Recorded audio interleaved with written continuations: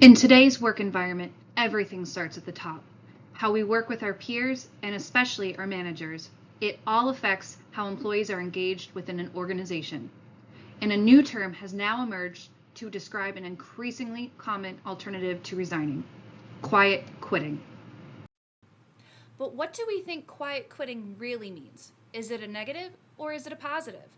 In reality, it's just employees opting out of doing the extra tasks, such as staying late or showing up early.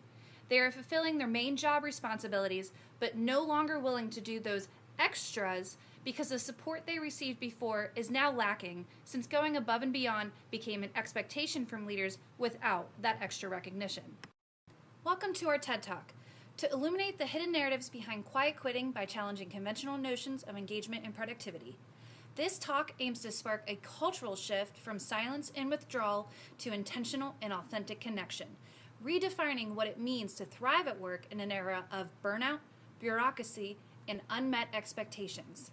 In the average U.S. company, at least 1 in 2 employees fall into this category of quiet quitting. That means half your workforce is coasting, not because they're lazy, but because they've checked out. They feel unheard, undervalued, or stuck. Globally, 58% of workers say they're struggling. Between 2022 and 2024, employee well-being declined, especially among young people, with only 31% of those under 35 say they're thriving, a 4 percentage drop from 2022. Next, I'll turn it over to Elliot to provide his personal experience of the benefits a company can have by being intentional in leading their employees, not just by managing them. When we talk about long term commitment and high performance in organizations, we often overlook just how important the onboarding process is. In my experience, it's not just about training, it's truly about connection and culture from day one. When I joined the United States Air Force, I was struck by how strong and intentional the onboarding process was. The core values of integrity first, service before self, and excellence in all we do. They weren't just slogans, they were lived out daily and instilled in every single interaction. From the very beginning, I knew what the organization stood for and where I fit into the higher picture. What made the biggest impact for me was the wingman concept, the idea that no one succeeds on their own and we should each hold each other accountable for living up to our core values. That sense of belonging made it easy to stay engaged and fueled me to always give my best. I internalized the mission and in doing so, avoided the common pitfalls that we see in disengaged workplaces today, such as burnout or quiet quitting. I wasn't just another body, I was doing my part to ensure mission success. Strong onboarding, rooted in values and support, is what turns new hires into connected, high performing team members. And that's a lesson I've carried with me into every organization since.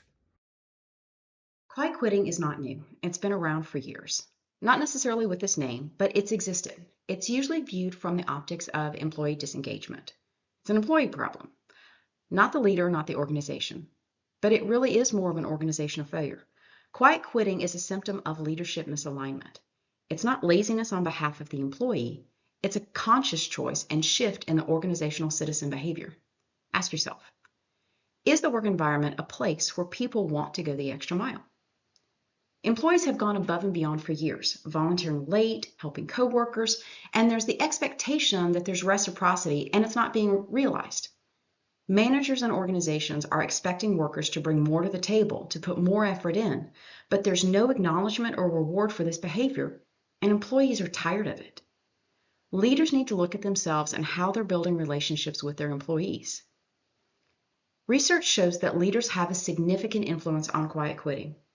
We found that the least effective managers have a 3 to 4 times as many people categorized as quietly quitting compared to effective leaders. What's an effective leader?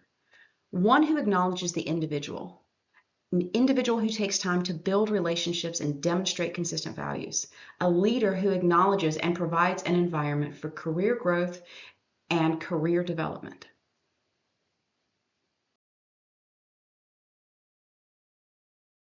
Amanda pointed out earlier, we found that the least effective managers have 3 to 4 times as many people categorized as quietly quitting compared to more effective leaders. Therefore, our call to action focuses on improving the way leaders interact with their teams from the outset. We would recommend that leaders input a robust onboarding process that provides a clear overview on team culture, environment, and sets clear expectations for both work product and interacting with others. As part of that onboarding process, we would recommend that leaders take the next step and provide a mentor for new hires. Ideally, this mentor would be an individual that demonstrates ideal team culture and work ethic and also has a good connection with the employee. As time passes, the interpersonal relationships of employees with both leadership and with each other will impact their likelihood to quietly quit. To foster closer interpersonal working relationships, leaders can institute and work towards a psychologically safe workplace environment that allows all individuals to show up as their authentic selves and gain a true connection with their teammates. This philosophy must be spearheaded and driven by leaders, also showing up authentically and connecting with their own teammates in a manner that puts the team's interests and the team members' interests, both professionally and personally, at the forefront. With these steps, we believe that quietly quitting would be greatly reduced. Thank you.